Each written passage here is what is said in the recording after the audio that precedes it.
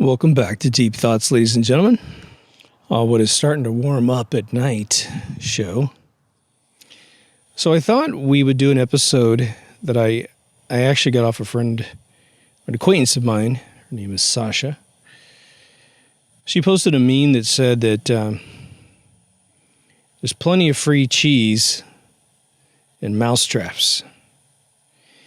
And so then I told her, I said, this is great that you posted this because I was going to create an episode that's called Free Shit is Shit. And yours is so much better. But I thought, too, we've got, quite a few newcomers to the show, and I wanted to make sure that the kind of mission statement of this show is understood before we jump into this particular episode. My old motto, which still serves to this day, but this is 2015 before all this crazy stuff happened. And boy, a bunch of crazy stuff happened since 2015. It just gets more exciting to be alive, right? Was to rebuild humanity from the bottom up, which is a little esoteric. The easier way to say that is, I just want you to think for yourself. Now, I cover a lot of subjects. You will think whether or not you agree with me or disagree with me. And it might even be that the sure execution of neurons in your brain during a disagreement is off the scale compared to you agreeing with me. Even if you're getting an epiphany from something I say and you're excited about this realization of something, it's probably close to what a disagreement might come up with, but I think a disagreement might even be higher. Now, I'm not ever going to try to make an episode where I'm drawing in that sort of conflict with you. But just in case it occurs, just understand there's even a value continuing to listen because I'm coming from a very genuine state of mind. And despite being called a shill in my first season, I assure you that's not the case. I'm a shill for truth at the most rate. But back to this particular subject, which I think I'm going to call this one the mousetrap. The mousetrap is actually a much better, beautiful metaphor for what I'm going to be trying to say here. But instead of just giving you straight up examples of where this occurs in life, I need you to understand some fundamental behaviors of mankind, because I think we all have these behaviors and we use them for good. And I think that they're being used against us. And that is to say, if I gave you something, me personally, I gave you something, I said, here, dude, I want you to have this, dudette, you seem to really want this thing and I think you'll really enjoy it. I mean for you to keep it forever. Even if in the next 5 seconds you burn it, I'll be disappointed that that's your choice. But, I didn't part with it lightly, most likely. Meaning I parted with it completely in my own mind. Anyone giving you something for free, unless it is someone very, very close to you that is truly gifting you with something, a service, a product, something. Unless it's those people, your besties, your family, you better be suspicious for a little while to see what the kickback is. You will see this dramatized all the time in film and movie. Someone's giving someone an offering to have something. And then a character looks and goes, yeah, well, what's in it for you? I mean, doesn't that sound like a cliche? What's in it for you? I'm saying it, but doesn't it sound like a cliche? It's a cliche because more often than not, that is the scenario. Now, sometimes someone's just kicking a bunch of junk out of their apartment in California because they're going to move some other place, and they're like, just take all this stuff. I don't want to, that mattress is brand new, but I'm not taking it with me. And, there's exceptions to the rule, of course. We know that if you're red-pilled, you can see this happening all over the place. And you might think of things like perhaps universal income, which I did a whole episode on if you want to listen to a huge breakdown of what that officially is supposed to be, how it has failed, and what the gotchas are. But there are more scams out there today in 2021 than there have ever been in human history. And you know that I can't confirm that to you with the entire world's statistics, but I think that it's still true. Many of these scams originate from free offerings. And what's interesting about it is those that give free offerings used to be a little less elaborate with how the consequences of those free offerings are being used against you and your friends and family. Let's just go for one real low-hanging fruit method that this is used against you and I and everyone else. The internet. The internet has all these free services, right? Free services that are costing someone billions of dollars a year per offering. How much do you think Google needs to pay to set up their data warehouses, to pay for all their bandwidth? And I mean, my gosh, what offering do they not have? They've got search, maps, which they have to harvest satellite data. They have email services, hard drive services, calendar services. It's never ending at Google. We have social media site after social media site offering all this stuff for free. Yeah, they got some ads here and there, but come on. Do you really think that your visit to their website, if you viewed all the ads, is worth what you cost them during an average visit session during an entire day? Which maybe you have like 20 to 50 visits a day on the site. You're uploading photographs and movies and using all their services. One, they have to engineer it. Two, they have to host it. And three, they have to keep it innovated, In the 90s, this stuff came out, and I was sitting there with my jaw on the ground when the first free email service came up, which I don't know if it's the first free one, but I know that Yahoo had Yahoo Mail before I think Hotmail existed. Then we had a lot of copycats, right? What started happening, because the internet was so tiny and the amount of people on the internet was so small, percentage-wise of the populace in the world, that this whole thing about spam emails, well, as long as you created a non-logical non-logical email address, meaning like, Viceroy 127 at whatever your domain is, no one would ever guess that. I mean, that would take a long time to guess that email. But if you put John or Mary at a particular domain, they'd immediately guess that because they just use all proper names at a domain, and they could actually ask, they can't do this anymore effectively, but they would ask the other website like Yahoo, hey, does John at Yahoo Mail exist, before ever sending an email? And they get a confirmation from the server, yep, John, it exists. And they go, boom, and it hits you with a whole ton of crap. I mean, a ton of crap. This actually originated on fax machines back in the day, and probably before that, just telemarketers calling our houses, of course.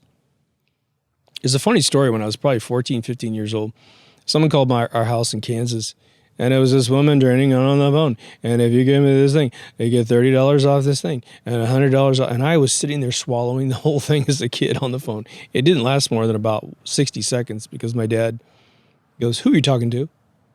Because he realized it wasn't a friend, it wasn't a family member. And so he picks up the phone. He goes, yeah, no thanks. Bam, and hangs up the phone. And I remember being shocked that my dad figured it out really quickly. I mean, instantaneously knew this was happening. And we hadn't had those calls before, but something told him this was all a scam.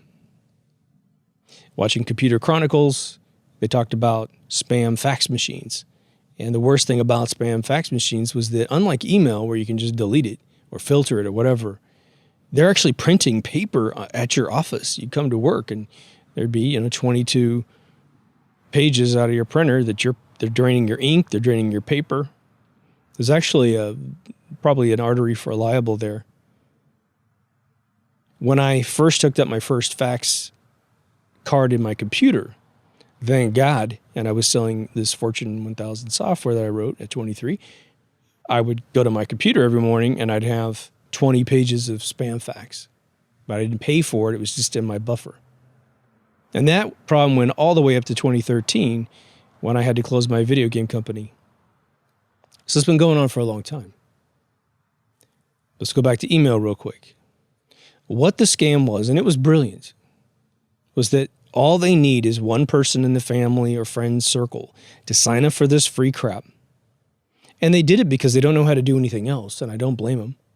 Plus, if you want to pay for email back in the day, when I started my first official company where I wrote a product and was selling it, I had to pay $45 a month at Netcom in the Bay Area for just an email.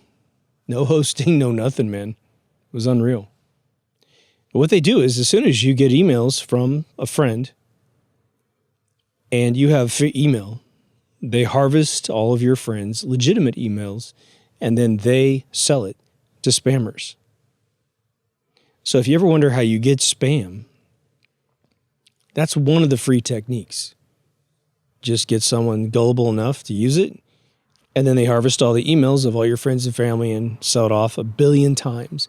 And then what's interesting is once they sell it to spam agency number 1 for a fixed price, that spam agency can continue to sell your emails.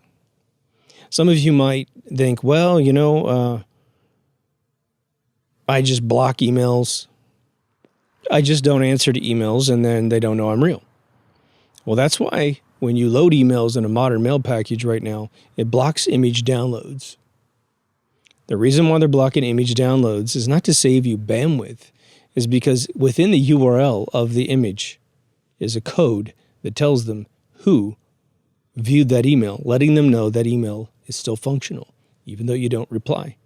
So it's a good idea to make sure that you only download images within emails on your computer if it's a legitimate domain that in a business that you do business with. Outlook on the Windows platform has an actual option to add a domain of which the email is coming to as an approved domain. So if you like Apple products, you can say apple.com is okay to load images right when they come in the door. Map technology. Well, it's free, right? Well, what does that do?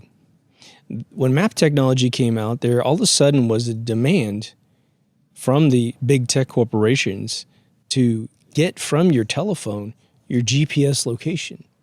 Because without that, how are they going to figure out where you are? And so if you want to use maps in Google, Huawei or whatever it is, or Waze.com, or Apple, you have to turn that on your phone. Now, all of a sudden, a big tech corporation can track where you go every place you take your cell phone. The only option you would have would be to turn off that service off your telephone. But then your phone may or may not be able to be triangulated by access points. So you access the website, and we know that with 3 cell phone towers, they can pretty much find where you are. What else is a free service? Well, paying digitally with your telephone. The digital wallet thing. Kids are so excited not to carry money. Now, we know this started with credit cards. Every time you use a credit card, it tells the time of day. They know the business where you were standing when you did the transaction. So they could kind of harvest it a different way. And now they just do it on your telephone. It's free. But boy, are you giving up a bunch of data about yourself. Now, you might say, yeah, big deal. I don't care about spam mail, whatever. And I'm not a criminal or anything, so I don't care if they get all my data. And then there's a very cynical situation that occurs, and it would probably be, about 1.5 billion that you could be a part of this. But, administration changes and they want to go after the Second Amendment. Your odds go way higher as they organize these events that need patsies. Someone they can blame for conducting a scenario. Now, again, most of you still won't qualify for this particular scenario, but some of you have kids that will. Or it might be you. What am I talking about? I've given this example 2 or 3 times in different shows, but since we're right here, I want to remind you. There was a shooting in a theater in Aurora, Colorado. The kid's name, who was accused of this shooting, his name was James Holmes. The official story was this kid goes to a movie theater to see Batman. He's wearing a trench coat, and supposedly he concealed the shotgun and a bunch of other stuff under his trench coat, and buys a ticket and waits till like a really exciting scene. He had hidden behind the movie screen, which for those of you who never worked in the movie theater business, behind a normal a silver screen is a bunch of speakers pointed at you so that it locates properly the 3D sound that you're going to be hearing. It's usually a big 10-foot space behind the screen. So you can go through the service door, go through a left door or a right door, depending on which side of the screen you're on, you can hide there. So a scenario that they wanted you to believe was he went back there and hid, and then he eventually comes out, shoots everybody, and he ends up killing, from what I heard from a report that night, 6 people in the theater next door because the bullets were going through the wall. Find that hard to believe because it should be cinder blocks full of sand, which would stop any bullet. But that's what they said. This kid is then caught exiting the theater in the back, and he was supposedly so screwed up, he couldn't walk, he couldn't talk, he was so drugged out of his mind. The official story was this weird security agency was working in the back that nabbed him immediately and gave him to the official mall cops. And the mall cops are the ones that said, man, we don't know who these people were. There seemed to be an extra security team here. We don't know who they were. And they gave him to us, and the rest is history. He shows up in court, again, drugged out of his mind, which means that the incarceration process kept him drugged so he couldn't speak correctly. It wasn't like they grabbed him from the theater high as a kite and then put him directly in a courtroom within 30 minutes so he's still out of his mind. No, they kept him drugged for a very important reason, so he doesn't talk. Or if he did, he doesn't make any sense to anyone. He had orange hair, and there's a big debate about whether or not the pictures of this James Holmes kid and the kid in court were the same person. And there's some pictures that don't match, but I'll let you explore that on your own. The reason why you don't want your information to be harvested willy-nilly by any corporation out there, big tech corporation, is that when they decided to pull this Second Amendment obliteration event, right, where they wanted to do this, you have to remember, I think it was New Zealand, Australia, and Canada all lost their Second Amendment due to a massacre. And so they've been trying to do this in America over and over and over and over again. Now, we have a constitution that has a good education built into it. The second protects the first. Plus, we're not worshiping a monarchy in England, right? She's not on our money. Big psychological difference there. But they need a kid to patsy for this crime that they're going to orchestrate. How do they do that? Well, if you talk to this kid about this kind of conversation before he's turned into a patsy, he'd probably give you that same excuse. Who cares, man? I'm not breaking any rules. I'm a good guy. Yeah, you can have everything on my computer. I don't care. Yeah, I use that free this and free that. Got all this, location software on my cell phone. They found a kid that aligned with the right. He's a Republican, which, again, you can just accuse that group of being anything and the left will swallow it because of self-loathing genetic deficiencies in their buildup. Not realizing, there's radicals on both sides that none of us usually align with. We just like basic structure. That's about it. Do no harm. You mind your own business and I'll mind my own business. How about that? Does that sound good? But they can do a search right now in 2021 in a global database of any region they think they can pull this thing off. And they put in the statistics that would read really well in the press. Republican, gun owner, a loner. That's the big one. This software finds a loner in 2 seconds. Why? Because with all of the transactions via credit card, digital wallets, emails, phone calls, they can algorithmically find out very, very quickly, almost instantaneously in a SQL lookup, who qualifies, hasn't called mom or dad, doesn't have any parents. Hangs out, this kid was fingered for hanging out in a strip club. He had an isolated life. Again, they made up this story about his apartment being booby-trapped with, according to a military commando that read the list of things he supposedly booby-trapped his apartment with. He said, this is about $10 million worth of stuff that an average citizen can't get a hold of. It was all a bunch of crap. They locked up his apartment so they could feed all the evidence into the apartment and then find it and then take it into court, and he's done, right?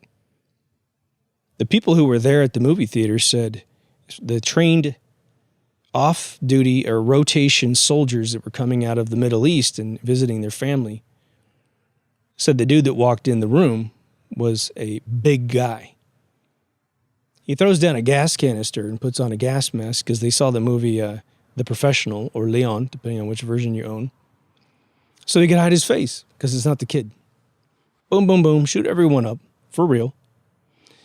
He goes in the back. That guy probably holds behind the screen. They take this poor James Holmes kid who's all drugged out by them, pushes him out back. They brought in the security to find him immediately. And again, he can't walk, he can't talk. That's how they described him. Well, he sure was working it really well inside. The soldiers inside said this guy was just rotating through guns and just had no remorse for anything. A very conscious individual. And the rest is what I told you. How did 2021 get to where it is today with a bunch of fraud in the previous November? Blatant, ridiculous fraud. I mean, we got videos of Mercedes-Benz driving up to voting booths, getting the piece of paper saying we're going to need 400,000 votes to win. That Mercedes drives off, a white van pulls in and starts unloading the 400,000 votes or whatever. People telling everyone, we're not counting any more votes, and everyone goes home, and then they immediately pull out a bunch of fake ballots and start counting them.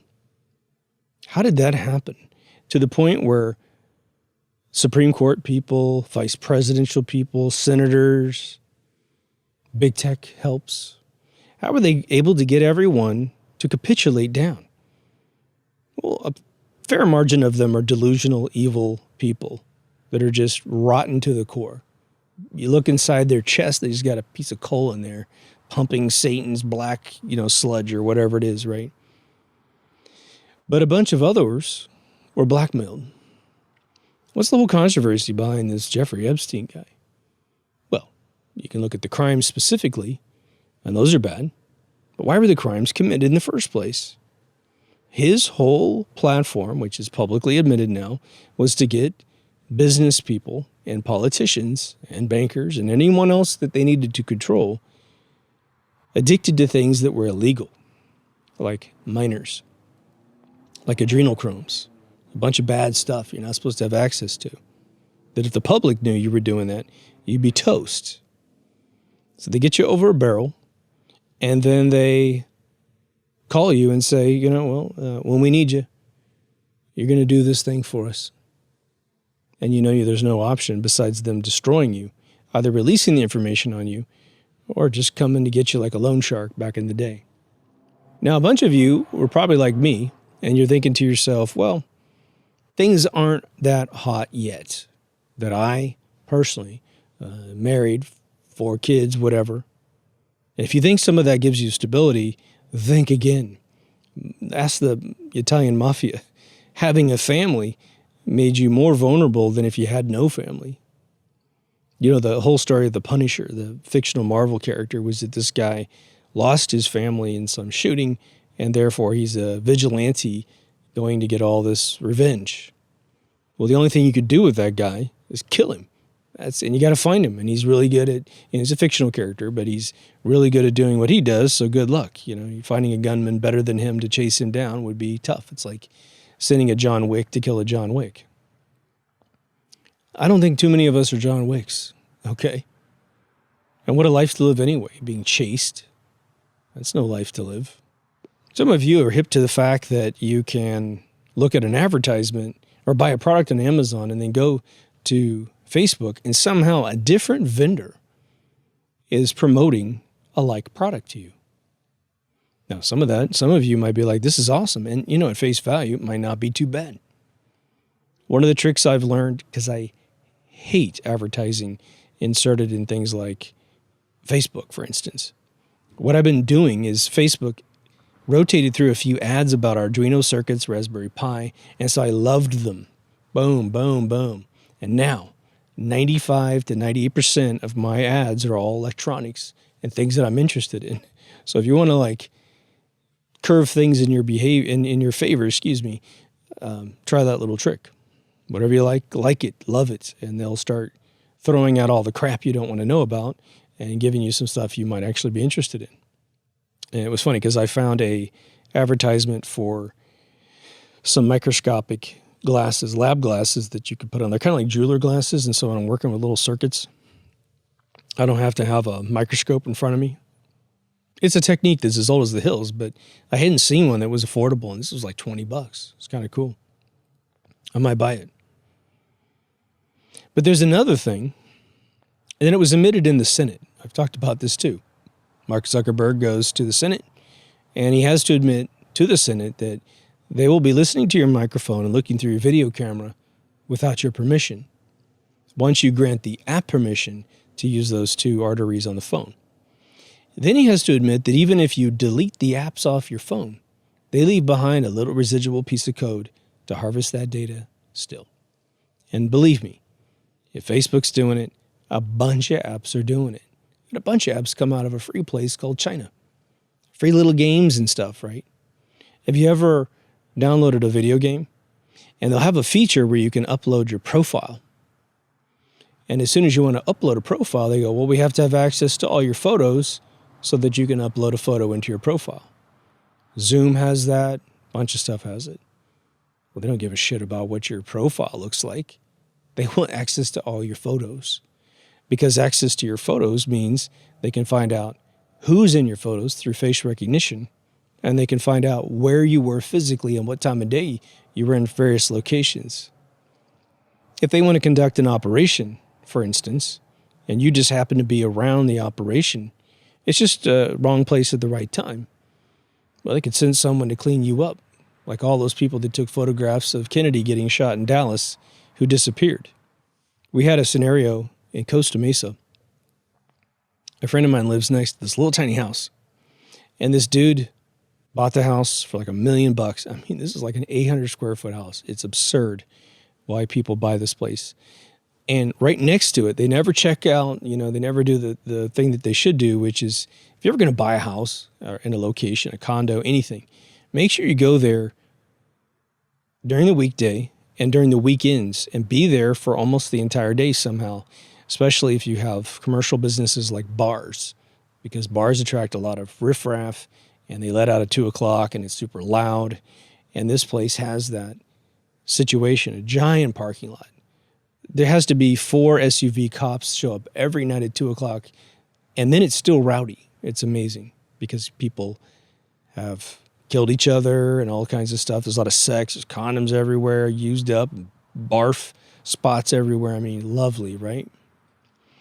But this dude was taking out his trash or messing around his front yard, and he sees 2 guys kill another guy. It was over a drug deal. One of the reasons why I think,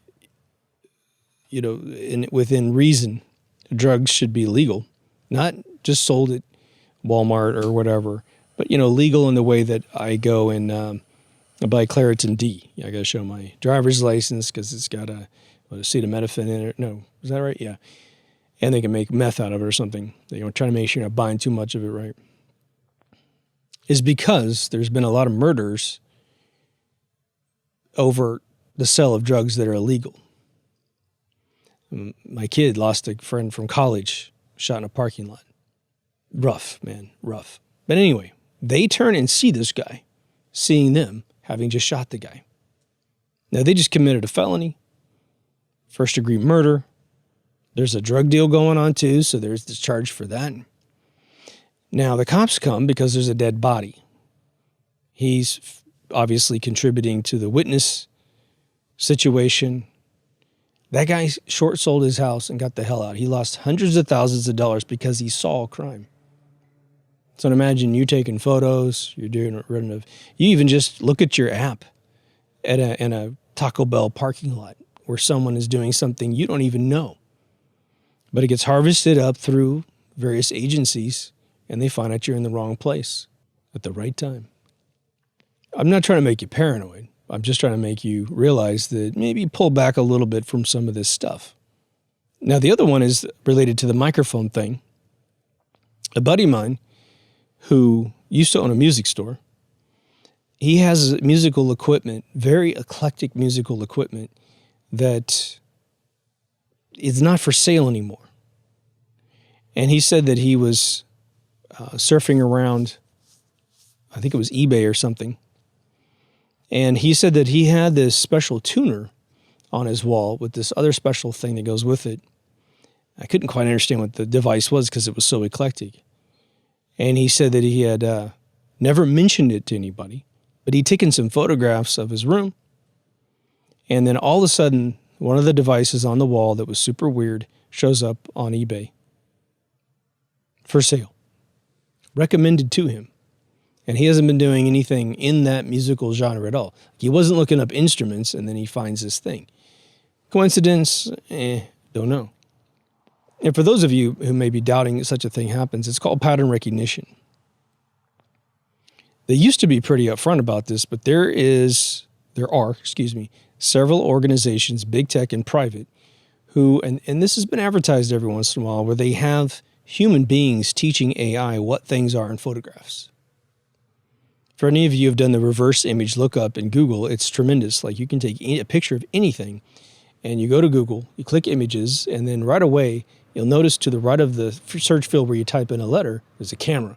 You click camera, you upload the photograph to Google, and they will find not only what you're looking at, but they'll also find anything that happens to look like it.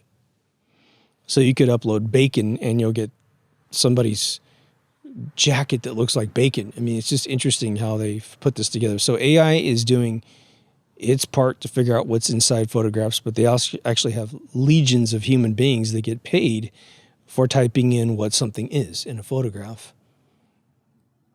So once the database gets super duper educated, and there's tons of products out there that are working on pattern recognition, and this came out of the military when they wanted to have fighter aircraft, whether it be an Apache or something like this, goes in tanks, goes in helmets, and they just look around the region, and it will be seeing objects that could be enemy installations, enemy soldiers. That you can look at a soldier, and the AI in the headset is using a computer that's on a backpack and going, I can see the AK-47 in their hand. You may not have seen it, but just like a Terminator movie, it can highlight the object. The next time you look at the dude, it just goes bip, bip, bip, bip, bip, and it shows you where it is on their chest or on their back or over to their side. That's where the initial implementation of this came from. A lot of genealogy services. We won't name them, but you know who they are. You get all excited. You sign up, and I fell for this too in about 2007. Get up there, and you start building your family tree, finding all the death records and photographs and attaching to yourself. It's awesome to know that kind of information. At the same time, you're giving them your bloodline. How much software do we download now onto our phones and computers that's technically free?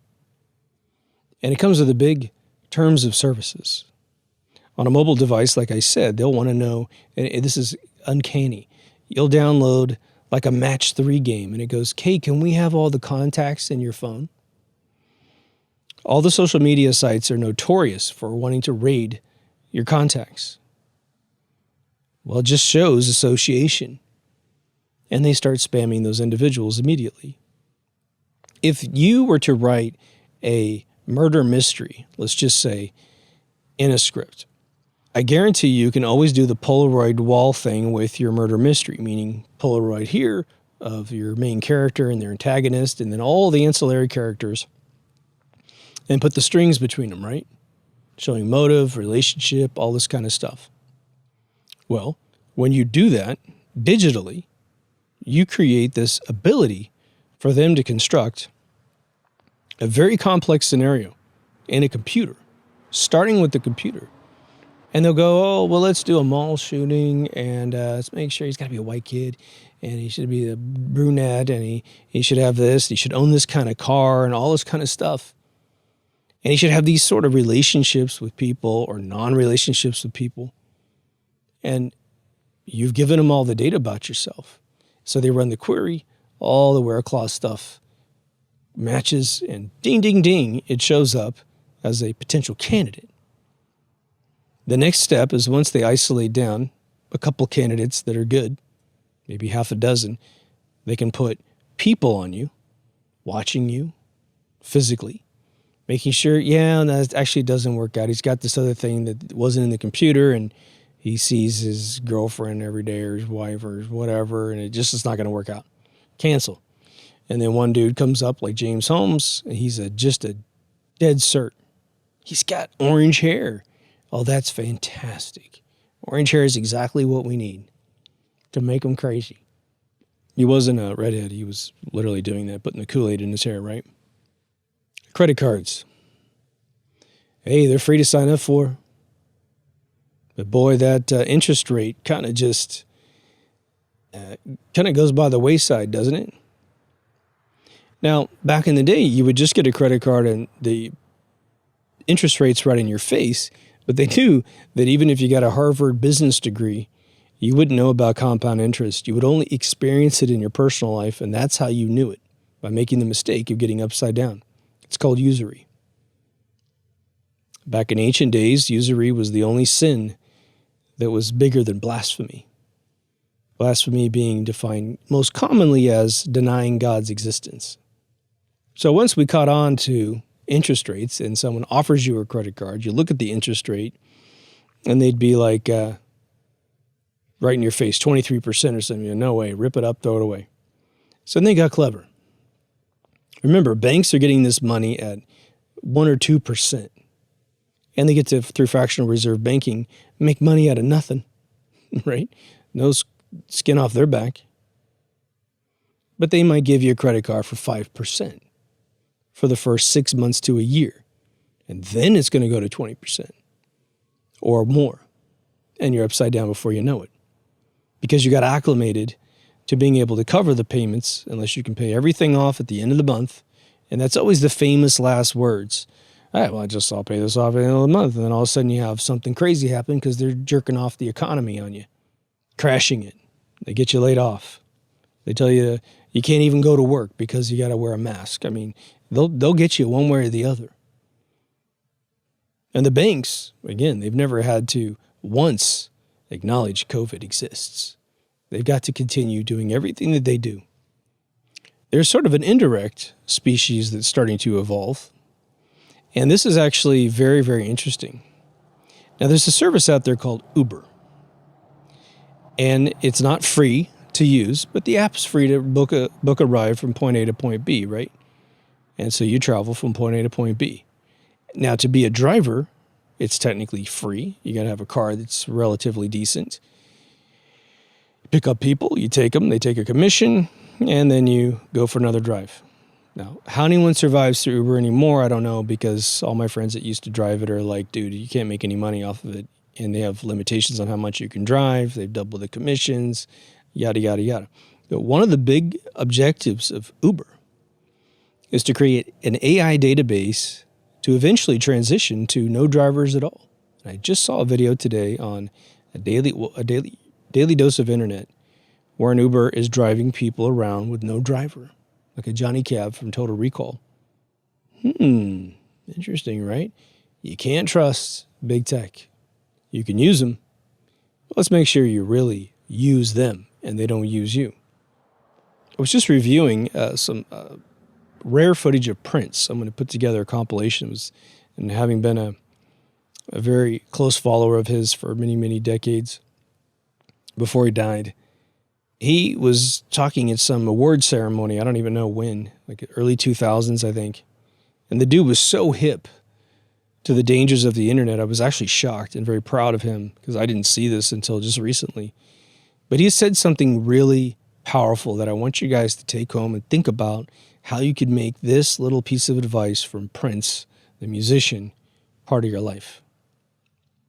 And some of you have already done it, and some of you are pretty quarantined anyway. The irony is I'm coming to you through the internet. Isn't that the worst?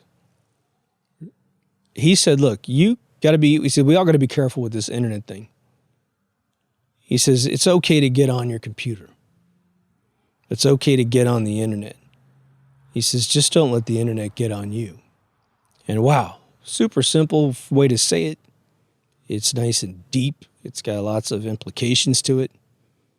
And I want to remind you, too, that I had, I think I've only mentioned this one time in all the episodes I've ever done, but it was in a conversation with a friend of mine. And I think it's pretty blatant now how TV is transforming the world in a really negative way in many aspects. Now, there's always some great stuff out there as well. But there was some sort of interview with a guy in like a radio interview that was stored, and I probably could find this on the internet, but I think it was the guy being interviewed around 1996. I don't know why that number sticks out to me. But he was an old intelligence officer. I want to say fairly retired beyond using it anymore. And he had sort of gotten out of the apparatus of what he was doing, and this was his forte. This is what he was charged for doing for about 20 years. And they were parting on this radio show from the guy, and they go, well, do you have any last advice to give the listeners? And the cool part was this dude had this big voice. I mean, he was amazing. And he said, don't ever, ever, ever watch TV. He said, every time you turn that thing on, it's programming you. And he goes, I know. I was the guy that helped set that whole thing up. The previous part of the segment was, if I remember it right, was that he talked about the mockingbird infiltration of TV writers.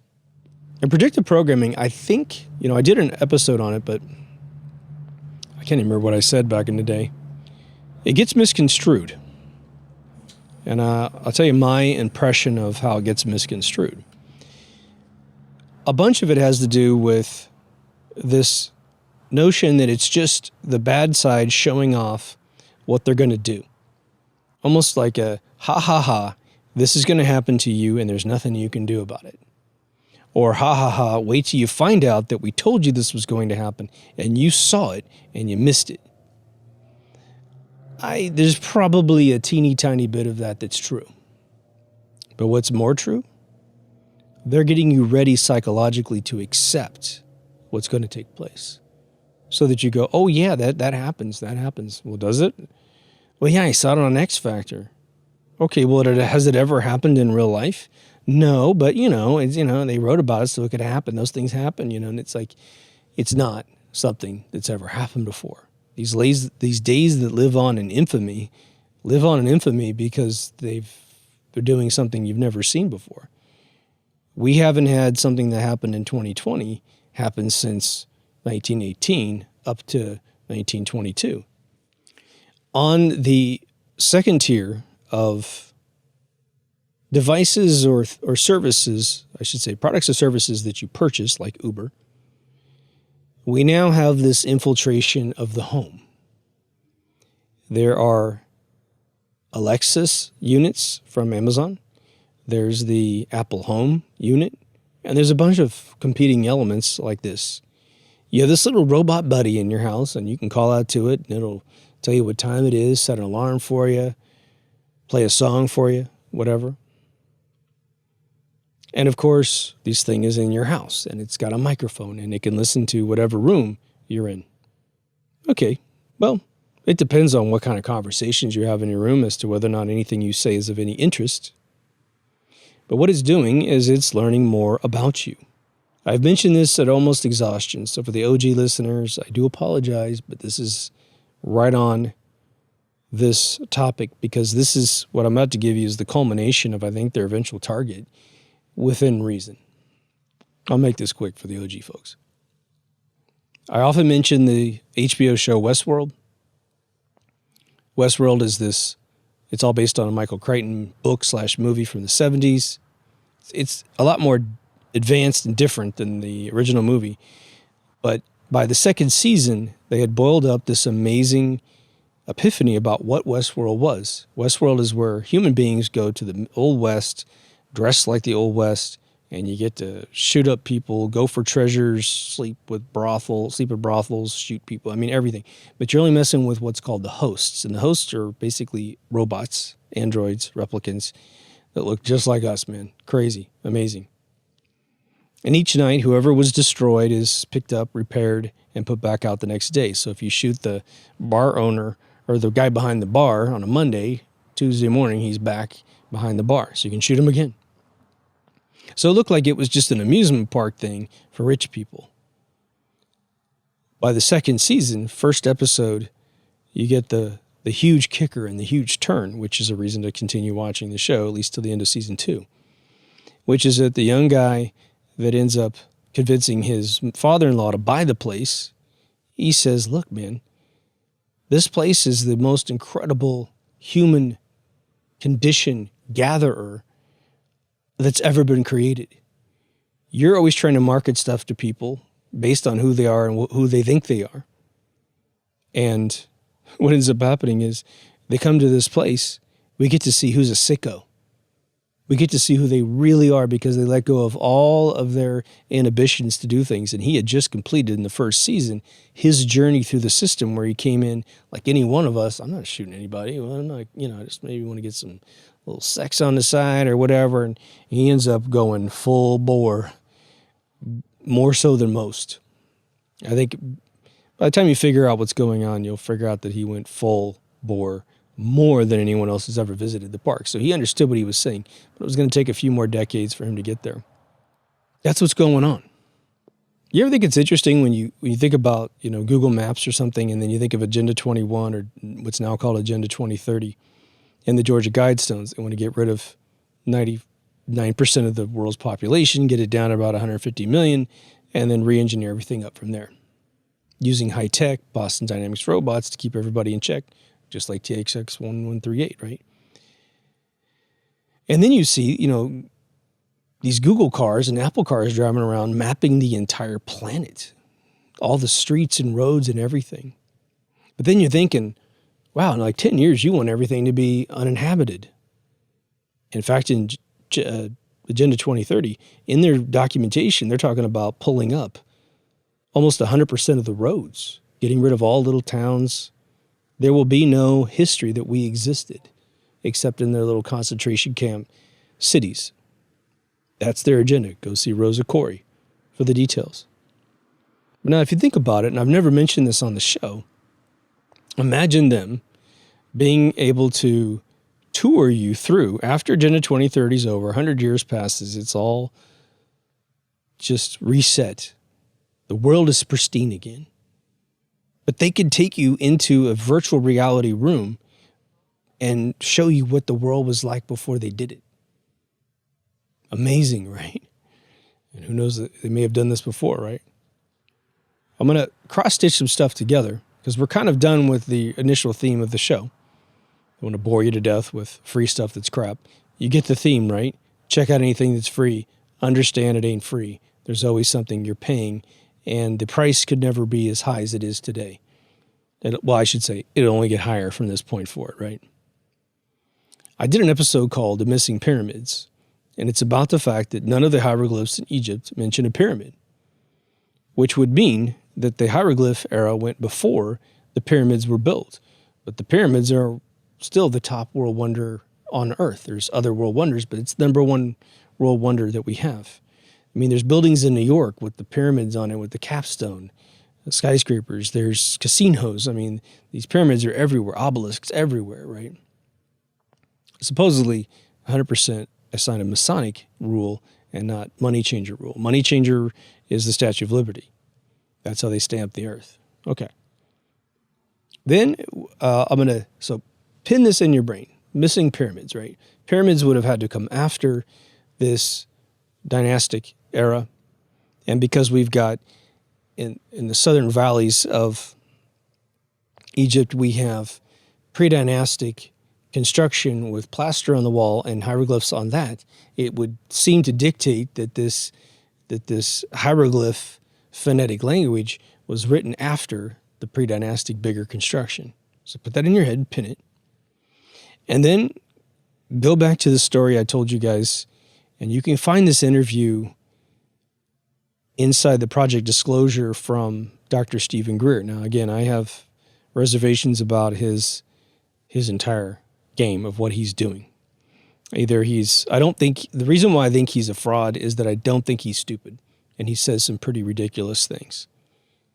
But he also says some good stuff, so he's kind of like that 80-20 split of truth versus manipulation. Don't know. I got to meet the guy to make my final judgment. A friend of mine's talked to him for hours, and she was so swept away by him. But when it came down to why she was blown away by him, I wasn't impressed, right? But one of his interviews where he's interviewing hundreds of people that said they have interacted with aliens, 99% of them are horrible interviews. With the second that the person starts talking about an alien or something outrageous, they start touching their nose, pulling on their ear. They got all the telltale signs. They're telling a tall tale that they're lying, okay? But there was this guy who's like a U.S. soldier. I believe he was in Chile. I think that was the place. And he was just a guard of this other group of folks, and they had a vehicle that crashed into a mountainside. And he's the most believable tone of voice. This guy just talked like me. He didn't have any telltale signs. He didn't look around the room when he started saying the more amazing things that he saw. He never touched his face, from what I remember. And he didn't seem tremendously brilliant. And that's to his credit, because if the guy was super articulated like Stephen Greer, they can tell better lies. Let's just put it that way, right? This guy seemed legit to me. But he said they went down, took him a long time to get to this ridge. They see this crazy spaceship thing stuck in the side of a mountain. And he said it took a long time for them to find a way to get down to it because there's no roads. When they get down to it, he says that, it's this crazy teardrop, almost purple blue steel ship, and it was leaking some goo out of the back of it. And right away, because it had embedded a good third of the ship into the mountainside at some high speed, he thought, oh my gosh, we started worrying about whoever's in this thing is dead. And that's when he said, the second we started expressing this concern to each other, we all got this feeling from beings inside the vehicle that they're actually okay and you don't need to worry about us. Interesting, right? Thing is, the story has more elements to it, and it was so outside of what it seemed like the intellectual wheelhouse of this guy. I love the interview. But now here's what he said. And he gets angry in the interview because he's recalling his anger from the moment. And he said, this is when we looked up to the east, and these ships that he had never seen before, seemingly anti-gravity because there's no turbines, there's no noise. He said these ships land. And he goes, all of these soldiers come out of the ship speaking perfect English, seemingly American, but not wearing any American insignia on them, all dressed in black. They're super angry. Same story we heard about the Jeep that pulls up to the Roswell crash, where some guy's just yelling and screaming, because yelling and screaming is a shock treatment technique. It shocks your system. It erodes your, depending on how you're interpreting the moment. If you're feeding into it, it will be as if someone is, you're trying to remember something and someone starts humming a note at your head and you're like, okay, shut up. Or they start playing music at you really loud. You ever had that where you're trying to remember something, or you're having a conversation trying to talk? Like when I'm doing episodes here and a lawnmower goes off, it screws up my brain, It's just a natural thing. But he said they started harassing him. They handcuff him. They take him up to one of their ships. They finally divert him into a truck that was of this world. They started jabbing him in the chest, telling him he didn't see anything. And he said they interrogated him for about 14 hours. And he was really defiant. He was like, I told them to go screw themselves, man. You can't make me shut up. Da-da-da-da. Somehow, he got out to tell his story. But that scenario's never left my head because it calls out to technology that is like way past anything that we have today. And that they would have they would have tracked this vehicle entering Earth's atmosphere or wherever the hell it comes from, and then having a crash, and then flying to the vehicle as quick as they possibly could to assist whatever they do. Capture the vehicle, help the aliens, who knows, right? Who even knows what was in this vehicle? Could have been their vehicle, who knows? But according to him saying that they were concerned about their health and they got this message that it was actually okay. And he said it was the closer we got to the ship, the better we felt about the situation. Still alarm in the air, but I guess they're okay because they're talking to us telepathically. Some of the ancient writings from Babylon and these mud tablets talk about every 200 or 300 years, beings would come out of the mountains and reset the society, kick out the corrupt politicians, put in new ones, and then fly away again. Or I don't know about fly, but they just came out of the mountains, went back up in the mountains, and everything was good again. So we have these weird tales, both ancient and modern, plus the evidence that the pyramids don't seem to fit the history of Egypt, which suggests this reset does occur.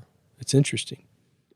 So what I've been trying to do is kind of mix these two theories together to say, I have been raised in a world where the technology that I'm ingesting provides inherent limitations, meaning I don't see at an airport anything that's anti-gravity. I don't see anything in the world that is, like something outrageous like time travel, if something like that could even happen. Or any of these things, right? Don't ask Simon Park, dude. Quantum computer, quantum economy. But if they did have a previous civilization that was able to completely understand and track and store the consciousness of man at a previous, 10,000 years ago, who knows?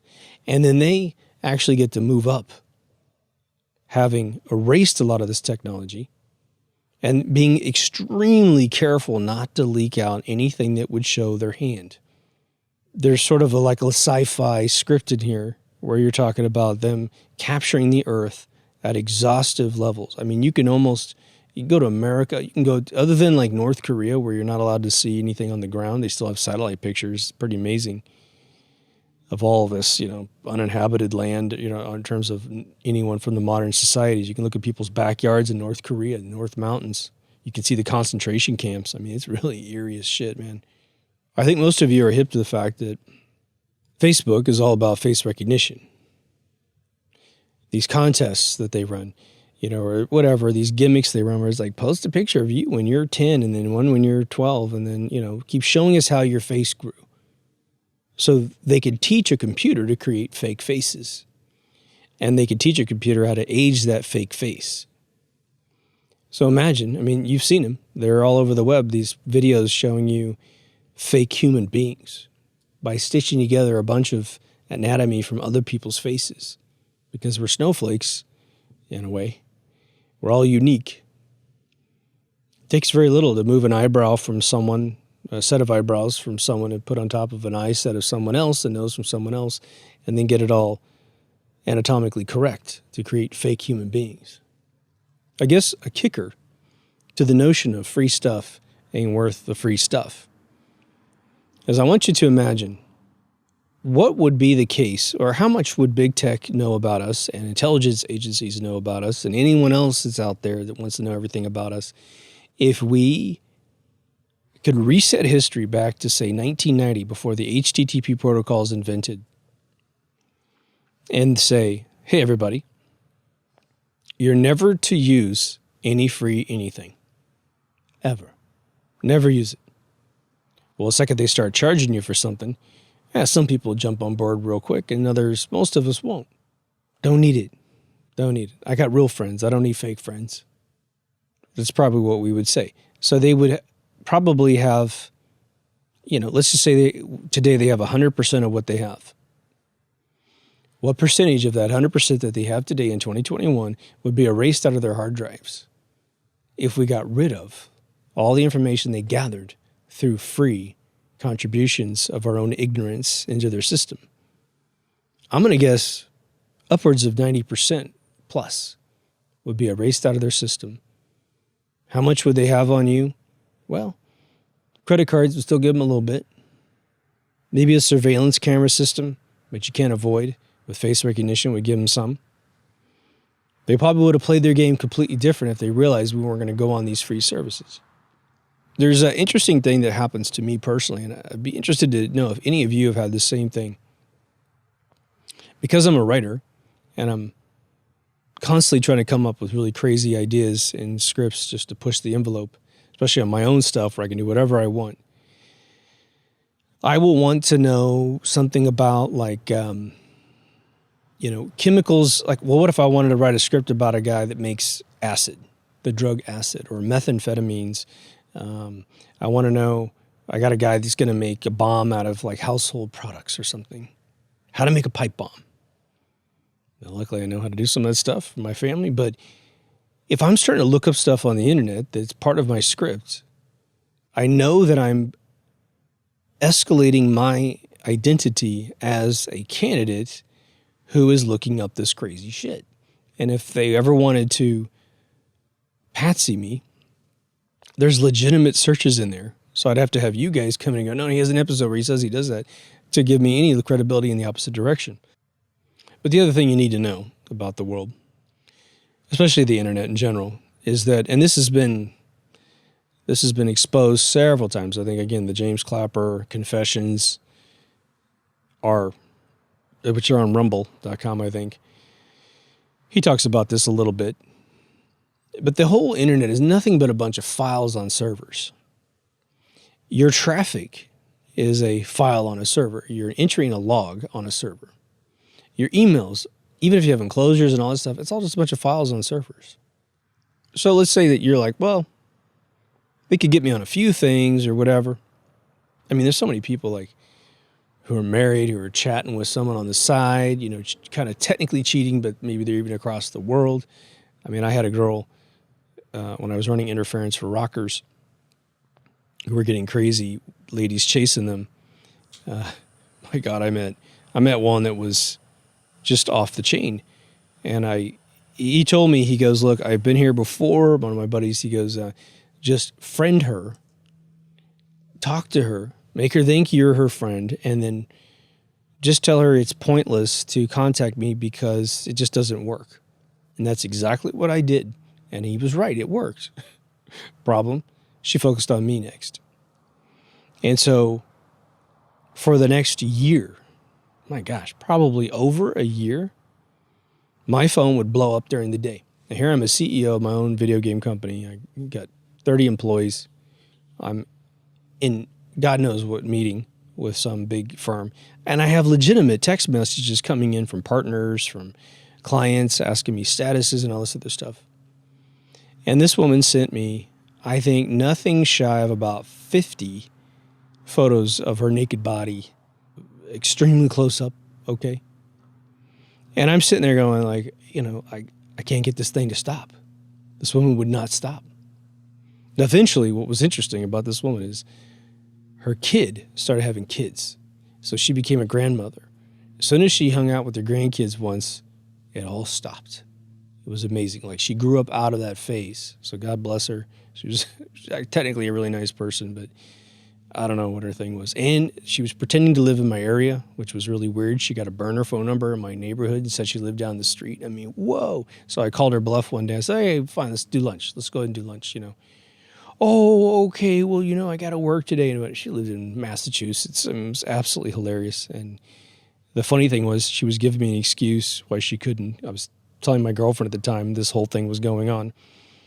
And she sent me a bunch of prescription bottles saying, oh, I'm sick, I can't come see you. And right on the prescription bottle was her address and her real name. We have to acknowledge, in the midst of all this free stuff, that we have encountered and seen things in the last 20 years. I mean, Jesus, every decade's got one of these things, except for maybe the 70s and 80s. The 70s was winding down the Vietnam War in America, you know, in terms of citizens meeting soldiers. 80s, pretty clean the whole time. Iran-Contra, who cares? 90s had the first World Trade Center bombing. It had the Oklahoma City bombing. Of course, we know 2001 had its thing. Now we've got 2020, which is just an unimaginable cross-section of idiocy that's now everywhere. So we have to assume that whatever nefarious projects they have that they're incubating up are being incubated up, using this information especially against us. You know, remember, when they read you your rights, they say anything you say or do can and will be used against you. That's why a lot of attorneys, or actually ex-sheriffs that became attorneys in their second stage of life, will do presentations to college kids, to business centers, and they'll say, look, man, if you're ever arrested, don't say anything until you get an attorney to filter every word that you say. Then get private sessions with your attorney and tell your attorney only because they have a legal obligation to hold anything you say private, and then they will filter it to the authorities. And I've seen 4 or 5 of these videos.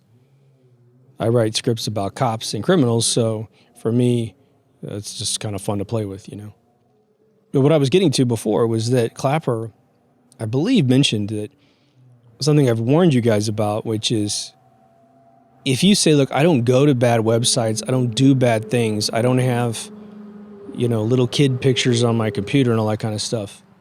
Well, it depends on what kind of computer you use. Depends on if your operating system is free. Depends on if your email is sitting on a big tech server somewhere. Doesn't really matter if it's your own domain.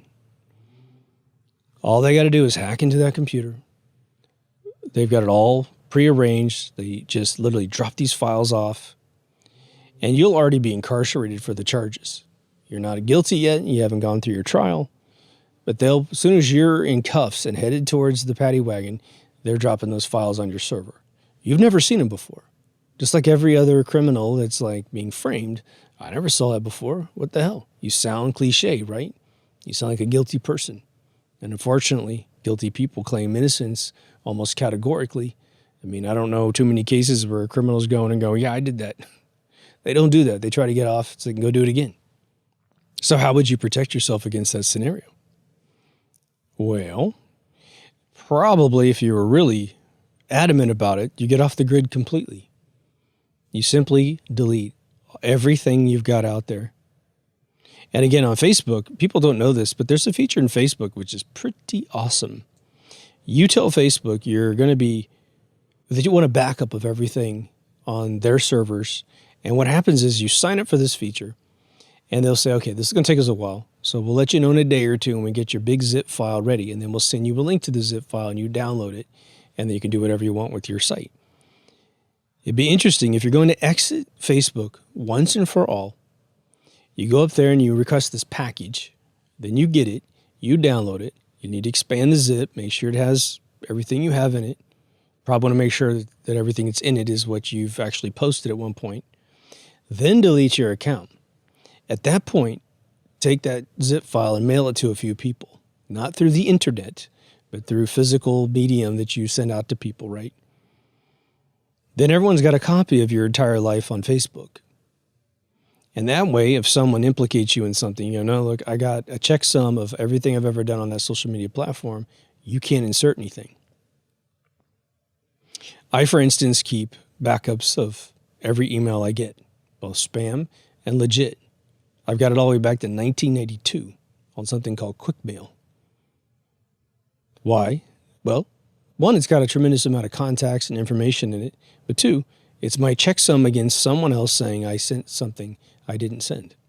There's a unique identifier on the top of every email too.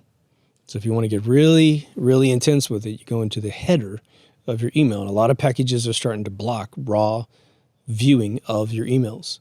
But almost every package that's major still has it, but it's really hard to find it. But you go up there and you go, I want to see the raw version of this. And you get this massive header text that you never see, which has all the identification, time stamping, all the IPS or IP tracking information in it. It's pretty revealing, pretty amazing. Now, say you're totally off any of this internet stuff. You know what? You want to look at the web. You'll find some generic location you can go to, some electronics store, whatever. Use your friend's device. Maybe buy a device off of someone off eBay.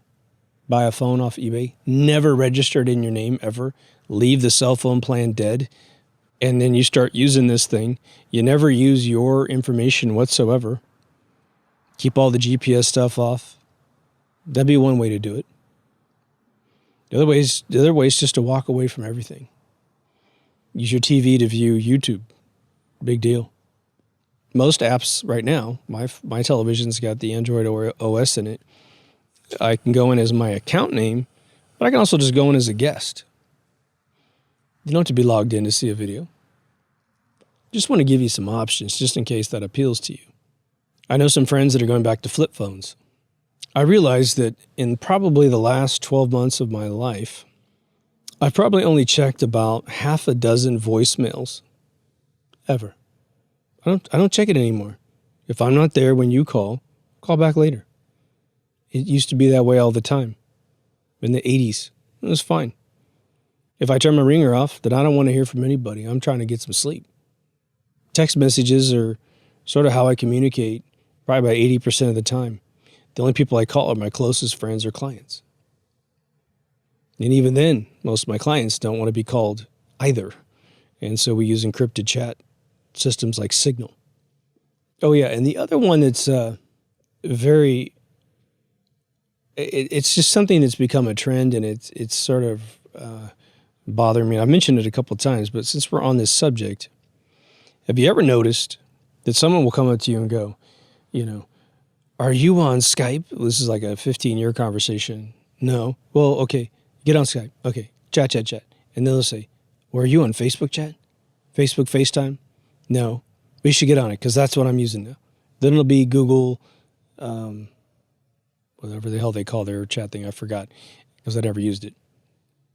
Then now it's all Zoom. Then it's something else. And it's something else. Telegram, Signal. I use Signal, quite frankly. One of my clients who's heavy into not being on the grid, we just use that, and it's great. Telegram starts to really invade your phone. Telegram wants to know everything about your life, wants to invade all of your private repositories in your telephone. Guess where Telegram can go. But this trend that every 2 to 3 years, we've got to get off everything that we're using and jump on some new thing because somebody just can't hold still. There's some cracked out, cocaine addict, and they're just constantly like, I need something new. I got to be the new thing. I got to be a new adopter. Hey, dude, go sit in your room, put the jacket back on, and relax a little bit. Wait for your shock treatment because I ain't playing that game anymore. When solutions are just as good as I need them to be, I'm done. And on that note, if you haven't been to deepthoughtsradio.com, hosted on my own private server, please go. It's got everything up there. Now, just a little status update on the drive situation. Everything's back to normal now. That software, the iBoy software, it actually did a beautiful restoration of that hard drive, and everything's been reformatted and put together. Still having a bit of an issue getting everything to boot up. It's sort of frustrating, but I have one more drive. Actually, no, I nailed it today. Yeah, they're all reformatted now. Working great. And things are all backed up beautifully. The new 8 gig drive was phenomenal. Seems to be cooking really well. So we shouldn't experience any more delays. I also took the opportunity to redo the exit. Some of you most likely noticed who are OG listeners. I've had this request for a long time, and I didn't know quite how to do it, which was to make, as soon as I'd get done talking on the episode, instead of punching you with music at the end, to just let it go quiet at the end. So that if you're sleeping through the episode, like you're using my tone of my voice to get to sleep, you don't get a punch at the end to wake up. And so when I was rebuilding the outro, I noticed that my monolith shot in the backyard right there has this beautiful kind of windy noise sound, right? So I just let that sit there. I might turn it up a little bit for this episode and the one that's going to air before this episode. So hopefully that gets you guys what you want and kind of lets you relax, and it's very soothing, I'll tell you that much. I'm also making one edit to the intro, which should be live potentially for the next episode that airs, which will be, I think, 556 or 557, one of the two. It'll be Computer Chronicles, where when I enter the spaceship from the inner door and the door slides open and I walk in, and when I turn the corner to walk up to Hal, the plate that I'm on was not illuminated properly, so you could see me in the room, but I was taking on the light of the room instead of exuding light from my outfit, right? It's like a Tron beam thing. But all the other shots, I'm glowing, and so I'm re-rendering 108 frames of that at 4K. It's almost done. So you'll see the little upgrade there. So I'm going to be polishing stuff out. I'm already starting to put together some potential concepts for Season 7's intro. I think it'd be kind of fun. I mean, you gotta see an intro every single time, and I see intros that are really bad on YouTube, and that intro, even though it goes by in a flash, that's 30 seconds of intro. So I'm thinking about going retro, potentially for the next, intro and then going super balls to the wall for season 8. I don't, because I'm trying to do the feasibility of creating one of my ideas, which I've had now for about a year. But it's going to take a lot of modeling, and it's going to get into some animation that I have not done before, but I understand how to do it. So just a little preview of what might be taking place. But on the website, you get everything you need: video, audio, social media, all new remastered season 1, a store, and a couple ways to donate to the movement. And again, without you Patreon folks, I swear to God, it would have been a little bit more of a punch in the pants when these drives went dead. So yeah, just with 1 month of contribution from the Patreon folks, half of my expenses for rescuing the show were covered right away. So again, thank you guys so much for all those. And I want to thank folks too, because there's another thing that's happening within Patreon, which is individuals increasing their monthly allocation. So for those of you who take the time to go in there and beef it up, I notice every single time. So thank you so much for that too. Anyway, on that note, take care of yourself and someone else, and I'll see you in the next Deep Thoughts. Over now.